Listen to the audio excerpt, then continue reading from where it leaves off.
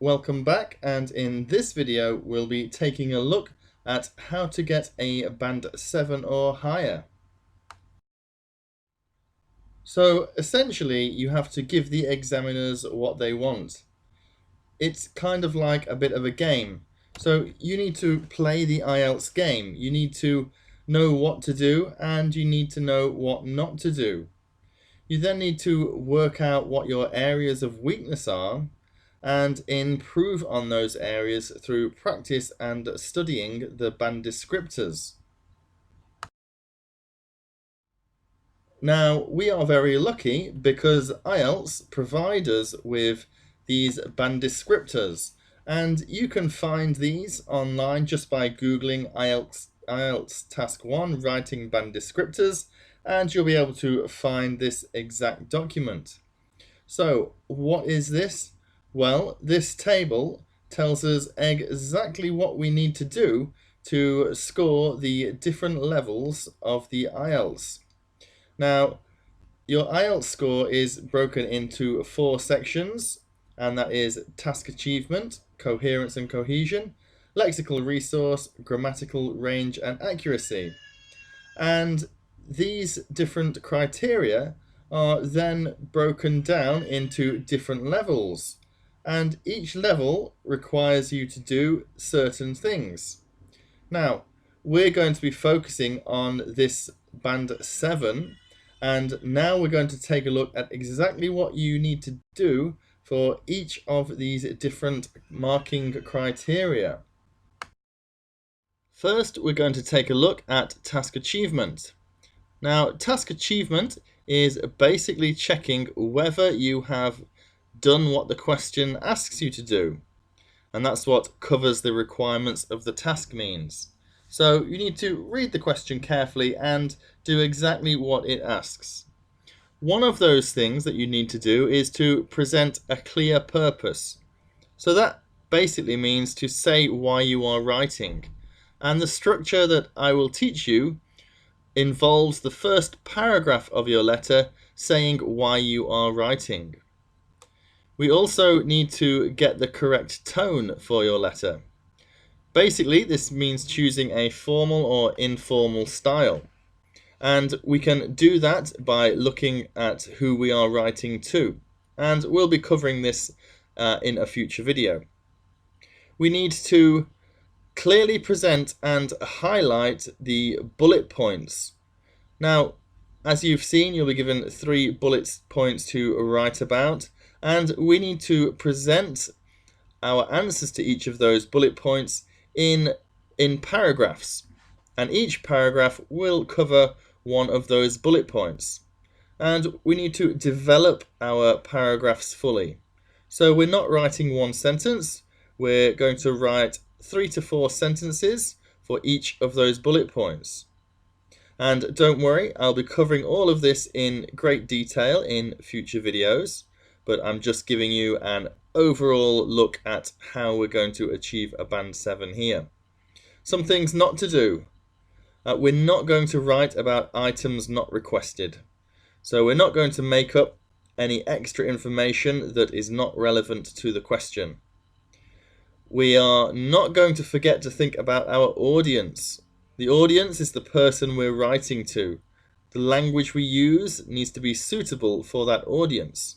This is to do with getting it formal or informal. And we're also not going to forget to think about the purpose of the letter. So why are we writing the letter? And are we making it clear why we're writing in our first paragraph? And does the language reflect the purpose of the letter as well? And we'll be dealing with all of this in great detail in a future video. Next, let's take a look at coherence and cohesion. This basically is checking if your letter is logical, understandable, and easy to read, and if your writing flows correctly. Now, to get a band 7, you must logically organize your information and ideas. And we're going to do that by using an appropriate structure. That just means we're going to use a series of paragraphs. that we will use to organize your answer clearly. We will use paragraphs to make sure it's logical. Each paragraph will have one clear main point. And we need to make sure that we use a range of cohesive devices. This means that we're going to use a range of linking words. And linking words are words such as even though, although, therefore, furthermore, also, after that. We need to use a range of those different words to show off our breadth of vocabulary to the examiner. A few things we must not do is we must not forget to paragraph. We don't need to write addresses on our letters, and we must start and finish our letters correctly. So don't forget to start and finish the letters in an appropriate style. Also, we need to avoid using too many linking words. It can be tempting to try to show off too much and use too many linking words. This can make your letter read awkwardly. I'll be showing you examples of letters where everything is appropriate and the amount of cohesive devices is about right. So we'll be covering all of this step by step in future videos. Now let's take a look at lexical resource, and this is basically asking how good is your vocabulary. So for a band 7 you need to use a sufficient range of vocabulary. So we need to know enough words to be able to deal with the situations that we're given in the questions. This often means using specific vocabulary for each situation. So if the situation is a work situation and somebody is leaving the company, a specific word might be resign or resignation. That is quite a specific word that would only be used in certain situations. So we need to think about the vocabulary we use and if it's specific to each situation. We need to try and use less common words, and also to use words that fit together naturally. For example, yours faithfully is a very obvious collocation. Those two words fit together very naturally.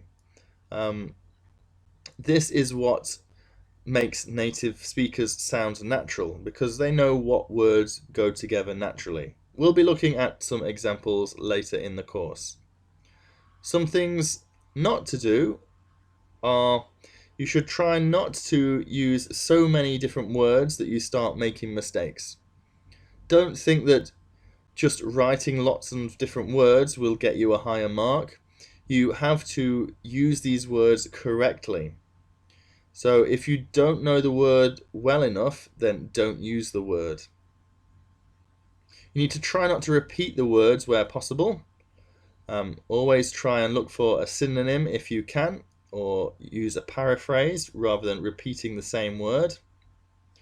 And don't try to insert overly complicated words. This can lead to more mistakes, similar to the first point there. You need to spell correctly, so don't make basic spelling mistakes. Always check your answers at the end and check for basic spelling mistakes. And finally, word formation. Successfully, succeed, they're all different formations of the same word. You need to be able to use the correct formation of each of the words that you use. So that means that you need to know your vocabulary well in order to be able to do this.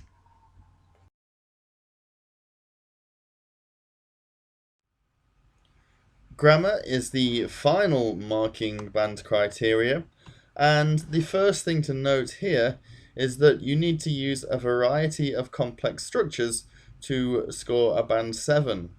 Now, it's important that you do not worry about this, because a complex structure is actually just a sentence with 2 or more clauses.